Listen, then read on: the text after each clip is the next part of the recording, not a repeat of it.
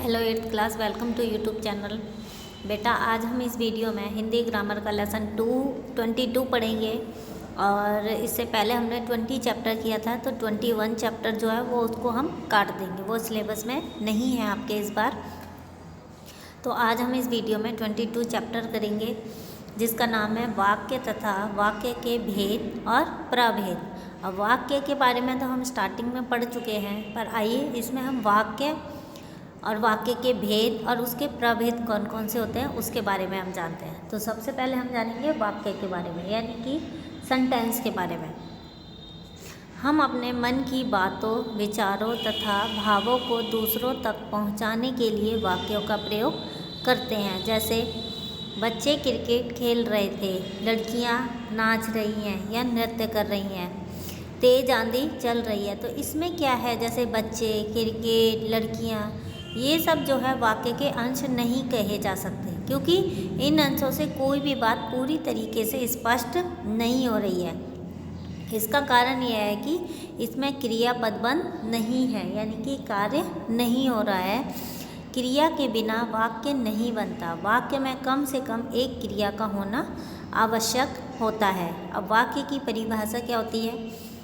वाक्य भाषा की वह इकाई है जिसमें कम से कम एक क्रिया पदबंध अवश्य होता है तथा जो किसी भाव या विचार को पूरी तरह से व्यक्त कर सकती है। अब इसमें आता है वाक्य के अंग। वाक्य के दो अंग होते हैं, उद्देश्य और विधेय। ये तो आपने पहले भी पढ़ चुका है, सब्जेक्ट और प्रेडिकेट। तो सब्जेक्ट क्या होता है, यानी कि उद्देश्य क्या होता है? वाक्य का वह अंश जिसके बारे में कुछ कहा जाता है वह उद्देश्य कहलाता है। विधेय यानी कि प्रेडिकेट, उद्देश्य के बारे में जो कुछ भी कहा जाता है उसे विधेय कहते हैं। जैसे अब यहाँ पे आपको एग्जाम्पल दिए हुए हैं, उद्देश्य और विधेय। उद्देश्य का क्या होता है? जिसके बारे में हम बोल रहे हैं, और विधेय जो बात उसके बारे में बोल रहे हैं। अब जैसे इसमें मैंने पूरा सेंटेंस में बोलूँगी, बच्चे छत पर पतंग उड़ा रहे हैं, तो बच्चे क्या है इसमें? उद्देश्य, और छत पर पतंग उड़ा रहे हैं वो है हमारा विधेय। सभी लड़कियां उद्देश्य है, कक्षा में अध्ययन कर रही हैं। चोरी करने वाले तीनों लड़के बाजार में पकड़े गए। शर्मा जी के दोनों बेटे कहाँ जा रहे हैं? विदेश। तो ये होता है हमारा उद्देश्य और विधेय। अब हम आते हैं वाक्य के भेद पर। वाक्य के भेद दो आधारों पर किए जाते हैं, रचना के आधार पर तथा अर्थ के आधार पर। अब रचना के आधार पर वाक्यों के भेद जो है वो दो प्रकार से किए जाते हैं, सरल वाक्य तथा जटिल वाक्य। सरल वाक्य क्या होते हैं? जिन वाक्यों में केवल एक क्रिया पदबंध होता है उसे हम सरल वाक्य कहते हैं। जैसे मैं आज खाना नहीं खाऊंगा, तुमको आज घर जाना चाहिए, वे हमेशा सच ही बोलते हैं, आप किस जगह काम करते हैं। तो ये क्या होते हैं? हमारे सरल वाक्य, जिसमें कि एक ही क्रिया है। सेकंड आता है जटिल वाक्य। जटिल वाक्य क्या होते हैं? जब एक से अधिक सरल वाक्यों को मिलाकर एक से अधिक क्रिया पदबंधों वाला बड़ा वाक्य बनाया जाता है तो उस वाक्य को जटिल वाक्य कहते हैं। जैसे अब मैं दो वाक्यों को जोड़कर एक ही वाक्य बनाऊंगी। जैसे इसमें है, माँ खाना बनाएगी, पिताजी दफ्तर जाएंगे। तो इसको मैंने जटिल वाक्य में कैसे बदला? माँ खाना बनाएंगी और पिताजी दफ्तर जाएंगे, और लगा के मैंने दोनों वाक्यों को एक साथ लिख दिया, तो ये बन जाता है हमारा जटिल वाक्य। सेकंड है, लड़की स्कूल नहीं आई, लड़की बीमार है। मैंने लिखा, वह लड़की स्कूल नहीं आई जो बीमार थी। इस तरह जटिल वाक्यों में आने वाले सरल वाक्यों को सरल वाक्य ना कहकर हम क्या कहते हैं? उपवाक्य। अब हम जानेंगे उपवाक्य के भेद। उपवाक्य हैं जिनका प्रयोग हम जटिल वाक्य से बाहर निकालकर स्वतंत्र रूप में भी कर सकते हैं। ऐसे उपवाक्यों को स्वतंत्र उपवाक्य कहते हैं। जैसे आप देख रहे हैं यहाँ पे उपवाक्यों के दो भेद आते हैं, जैसे स्वतंत्र या प्रधान उपवाक्य, और सेकंड है आश्रित उपवाक्य। अब प्रधान उपवाक्य क्या होता है? आश्रित जो दूसरे पे निर्भर होता है, और प्रधान क्या होता है, जो अपने आप स्वयं करता है। जैसे वह लड़का भी आ गया, और आश्रित वाक्य जो रास्ते में मिला था। अब दोनों एक दूसरे पर निर्भर। पिताजी ने कहा था कि आज वे मंदिर नहीं आएंगे। वह लड़की इस तरह देख रही थी जैसे मुझे पहचानती हो। वह सारा सामान चोरी हो गया जिसे मैंने विदेश से खरीदा था। अब है जटिल वाक्यों के भेद। जटिल वाक्य अर्थात एक से अधिक क्रियापद वाले वाक्यों में किस प्रकार के उपवाक्य आ रहे हैं, इस आधार पर उनके दो भेद किए जाते हैं। पहला है संयुक्त वाक्य और सेकंड है मिश्र वाक्य। संयुक्त वाक्य क्या होते हैं? जिस जटिल वाक्य के सभी उपवाक्य स्वतंत्र उपवाक्य होते हैं वह संयुक्त वाक्य कहलाते हैं। जैसे संयुक्त वाक्य में आने वाले सभी उपवाक्य समान स्तर के होते हैं, ना कोई छोटा होता है और ना कोई बड़ा, और ना कोई किसी पर निर्भर होता है और ना कोई उसमें प्रधान होता है।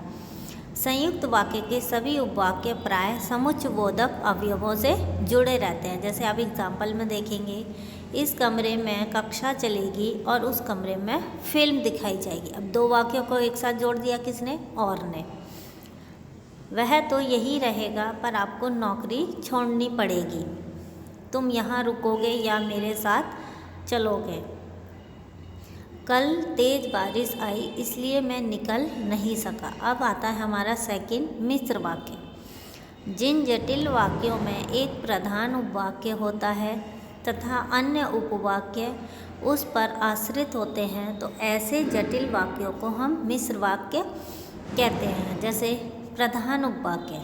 प्रधानाचार्य ने कहा है कि विद्यालय 4 दिन तक बंद रहेगा। वह खिलौना टूट गया जो मामा जी लेकर आए थे। वह ऐसे चल रही थी जैसे कोई बीमार चलता हो। वह लड़का वहाँ रहता है जहाँ बहुत पॉल्यूशन है। तो प्रधान वाक्य और आश्रित उपवाक्य। अब आता है अर्थ के आधार पर वाक्य के भेद। अर्थ के आधार पर वाक्यों के निम्नलिखित भेद होते हैं। पहला है विधानवाचक अथवा कथनात्मक वाक्य। जिन वाक्यों में सामान्य कथन व्यक्त किया जाता है वह कथनात्मक वाक्य कहे जाते हैं। जैसे आप एग्जाम्पल में देखेंगे, लड़के पढ़ाई कर रहे हैं, सभी विद्यार्थी घर गए हैं, वह आँखों की डॉक्टर है, उसका भाई बीमार है। निषेधात्मक वाक्य क्या होते हैं? यानी नेगेटिव सेंटेंस, जिसमें नहीं जुड़ता है। जिन वाक्यों में कथन का निषेध किया जाता है वे वाक्य निषेधात्मक वाक्य कहलाते हैं। इसमें प्रयोग करने के लिए ना, नहीं तथा मत अवयवों का प्रयोग किया जाता है। जैसे मैं झूठ नहीं बोल रहा, आप ना आ जाएं तो अच्छा है, उसने चोरी नहीं की, तुम इस मेज पर मत बैठो। थर्ड आता है आज्ञार्थक वाक्य। जिन वाक्यों में आज्ञा, आदेश, प्रार्थना, अनुमति आदि के भाव प्रकट किए जाते हैं वे आज्ञार्थक वाक्य कहलाते हैं। जैसे तू इस कमरे से बाहर जा, तुम मेरे साथ चलो, आप शाम को ज़रूर आ जाइएगा, बाजार से सब्जी लेते आना। अब चौथा आता है हमारा प्रश्नवाचक वाक्य। जिन वाक्यों में वक्ता प्रश्न पूछता है वे वाक्य प्रश्नवाचक वाक्य कहलाते हैं। जैसे क्या तुम मेरा काम कर दोगे? आप वहाँ तक कैसे पहुँचे? आप कहाँ जा रहे हैं? तुमने क्यों झूठ बोला? ये होते हैं हमारे प्रश्नवाचक। पांचवा आता है इच्छार्थक वाक्य। जिन वाक्यों में वक्ता अपने लिए या किसी दूसरे के लिए इच्छा व्यक्त करता है वह इच्छार्थक वाक्य कहलाते हैं। जैसे ईश्वर आपको स्वस्थ कर दे, काश गृह कार्य पूरे हो जाता, ईश्वर तुम्हें पास कर दे, चलो हम लोग यहाँ से चलें। तो ये होती है हमारे इच्छार्थक वाक्य। 6 आता है संभावनार्थक वाक्य। जिन वाक्यों में वक्ता किसी कार्य के प्रति संभावना व्यक्त करता है वे वाक्य संभावनार्थक वाक्य कहे जाते हैं। शायद कल बारिश आए, अब तक वह स्कूल पहुंच गया होगा। हो सकता है मैं तुम्हारे घर आऊं, सुमन खेल रही होगी। ये होते हैं संभावनार्थक वाक्य। फिर आता है विस्मयदिबोधक वाक्य।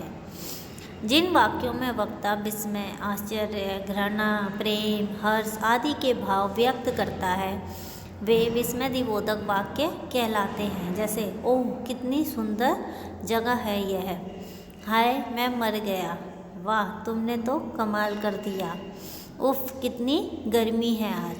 तो इसी के साथ ये चैप्टर ख़त्म होता है। Thank you.